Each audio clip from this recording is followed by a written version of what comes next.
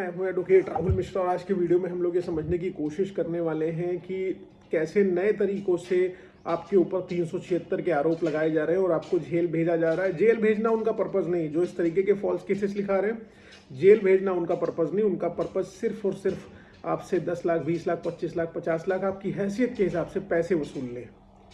Video start करूं उससे पहले मेरी आपसे रिक्वेस्ट है कि अगर आप लोग चैनल पर नए हैं या पहली बार आ रहे हैं या अभी तक आप लोगों ने इसे सब्सक्राइब नहीं किया तो प्लीज़ सब्सक्राइब करिएगा। साथ ही साथ एक हम्बल रिक्वेस्ट और है, अगर आप मुझसे पर्सनली मिलना चाहते हैं लखनऊ, दिल्ली, इलाहाबाद में, तो आप अपनी अपॉइंटमेंट शेड्यूल कराकर डायरेक्ट मुझसे मिल सकते हैं। नंबर आपको डिस्क्रिप्शन में मिलने वाला है। देखिए दोस्तों, मेरे पास इस महीने 2 ऐसे क्लाइंट्स आए हैं जो एक इंडियन रेलवे में बेहतरीन पद पर हैं और एक जो है डॉक्टर है। उनके ऊपर 376 के आरोप लगे हुए हैं। आरोप किसने लगाए हैं? उनकी नौकरानी ने, यानी कि वो दोनों लोग अपने घर से दूर रहते हैं। रेलवे वाले बेचारे अनमैरिड हैं और डॉक्टर साहब मैरिड हैं। डॉक्टर साहब अपने घर से दूर रहते हैं और वो रेलवे वाले भी अपने घर से दूर रहते हैं। दोनों के केसेस में समानता क्या है? दोनों अपने घर से दूर रहते हैं, परिवार नहीं है और अपना डे टू डे काम करने में उनको बड़ी मेहनत पड़ती है। तो ऐसी कंडीशन में उन्होंने खाना बनाने के लिए एक महिला रख ली और वो भी महिलाएं भी जो खाना बनाने वाली होती, लगभग उनकी उम्र वही मान के चलो 40 से 45-50 के रेंज में होती है, ठीक है। लेकिन कंडीशन यहाँ पर क्या है कि डॉक्टर साहब के ऊपर और इस रेलवे वाले बंदे के ऊपर, दोनों के ऊपर एलिगेशन क्या लग गए हैं कि उस महिला का शारीरिक शोषण इन दोनों व्यक्तियों द्वारा किया गया। इनके उन डॉक्टर साहब की भी नौकरानी थी और रेलवे वाले की भी जो नौकरानी थी, दोनों ने आरोप लगाया हुआ है। दोनों के ऊपर कॉमन आरोप है, एक तरीके से कहूँ मैं। दोनों को रिलेट करके इसीलिए बता रहा हूँ कि आपके साथ भी हो सकता है। अगर आप बैचलर हैं, अलग रह रहे हैं और महिला को अगर आप अपॉइंट कर रहे हैं खाना बनाने एक्सेट्रा के लिए, डे टू डे वर्क के लिए अगर अपॉइंट कर रहे हैं, तो आपके ऊपर 376 के आरोप लगाकर आपसे वसूली करी जा सकती।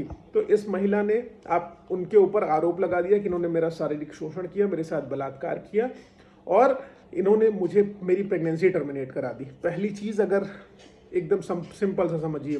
और दूसरी चीज़ इसमें लिखाया कि इन्होंने कि कोल्ड ड्रिंक में नशे की दवाई मिला दी और डॉक्टर साहब वाले में चाय मिला दी। यानी कि एफआईआर को मजबूत करने की कोशिश करी गई। सबसे पहले कि मेरा शारीरिक शोषण इन्होंने लगातार शादी का झांसा देते हुए करा। मतलब 45-50 साल की औरतें, विधवा औरतें, विडो लेडी लिखा रही है कि मेरे साथ शारीरिक संबंध बनाए शादी का झांसा देते हुए। डॉक्टर साहब ऑलरेडी मैरिड हैं, रेलवे वाले की इंगेजमेंट हो रखी है, he is about to marry. लेकिन उसके ऊपर 376 के आरोप लगा दिए कि शादी का झांसा देते हुए 376 के आरोप लगा दिए। रेलवे वाला मेरी उम्र का है और डॉक्टर साहब के बच्चे बड़े बड़े हैं मेरे जैसे, ठीक है।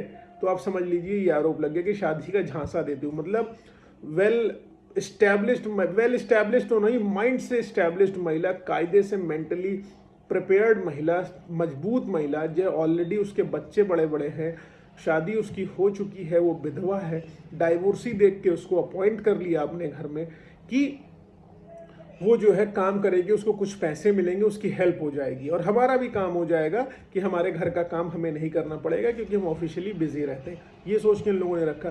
तो उस महिला ने एलिगेशन जो इनके ऊपर लगाया कि इन्होंने शादी का झांसा देते हुए मेरे साथ शारीरिक संबंध लगातार बनाए और हर बार मेरे साथ संबंध बनाने से पहले ये कोल्ड ड्रिंक में और चाय में जो है नशे की गोली खिलाकर मुझे पिला देते थे और उसके बाद मेरे साथ शारीरिक संबंध बनाते थे। ये क्या प्रैक्टिकली पॉसिबल है? तुम कह रही हो शादी का झांसा भी दे रहे हैं और दूसरी तरफ कह रही हो कि मुझे नशे की गोली खिला के मेरे साथ शारीरिक संबंध बना रहे हैं। क्या प्रैक्टिकली पॉसिबल है? जिसने एप्लीकेशन लिखी बोगस एप्लीकेशन लिखी, लेकिन FIR तो हो गई ना। अब इन लोगों के ऊपर गिरफ्तारी की तलवार लटक रही कि फंसने वाले हैं, जेल जाने वाले हैं। ये सारी चीज़ें हो तो रही है ना। डिस्टर्बेंस तो इनको हो रहा है ना अल्टीमेटली। बाद में देखा जाएगा क्वैश होगी कि नहीं क्वैश होगी, क्या होगा। 300 आप सोचिए। और ये भी बताया कि मेरी प्रेगनेंसी टर्मिनेट करा दी। तुमको पता है कि जब वो इलिसिट रिलेशनशिप से बच्चा हो रहा है और तुमको उसने अगर अनवांटेड 72 या IPL दे दी, कोई कॉन्ट्रासेप्टिव पिल्स दे दी जो इमरजेंसी पिल्स होती है, अगर दे दी, मैं इन केस कह रहा हूँ, तो that is not pregnancy termination. Pregnancy termination तब होती है जब प्रेगनेंसी कंसीव हो चुकी हो और उसको अबॉर्ट कराया गया हो किसी भी माध्यम से।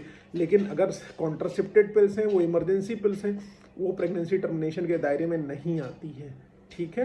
तो ये चीज़ें मिसकंसेप्शन फैलाने की कोशिश ना करिए।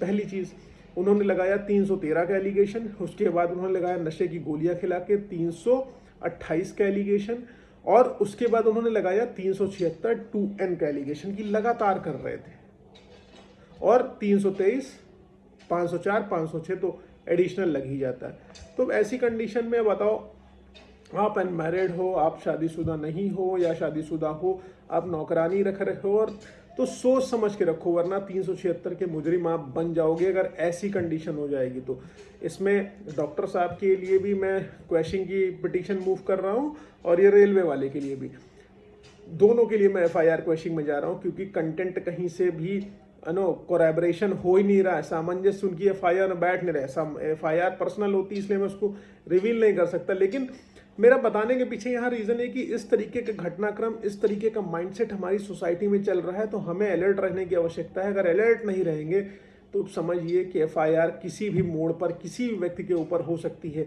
और बार बार 376 की बात मैं सिर्फ इसलिए करता हूँ क्योंकि मेजर मुकदमे में 376 के ही लड़ता हूँ। और दूसरी चीज़ ये है कि अगर इस कानून में सुधार नहीं किया गया, इसको टाइम बाउंड नहीं किया गया, तो कोई भी व्यक्ति कभी भी किसी भी मोड़ पर जाकर FIR लिखा देगा, कोई भी व्यक्ति जेल चला जाएगा। सामान्य से 2 व्यक्ति जिनकी सरकारी नौकरी है, जेल जाने की बात उनकी होने लगी है, बाधाएं उनके जीवन में उत्पन्न हो गई हैं, सामाजिक बेइज्जती हो रही, पेपरबाजी हो रही है कि एक अधिकारी, डॉक्टर साहब एक फलाने अधिकारी हैं एक विभाग में, स्वास्थ्य विभाग में, इनके द्वारा शारीरिक संबंध नौकरानी के साथ बनाया गया, ऐसा लिखा गया। अब सोचिए उसका मीडिया ट्रायल होगा, उसकी लाइफ कहाँ रह जाएगी। तो इसलिए अलर्ट रहिए और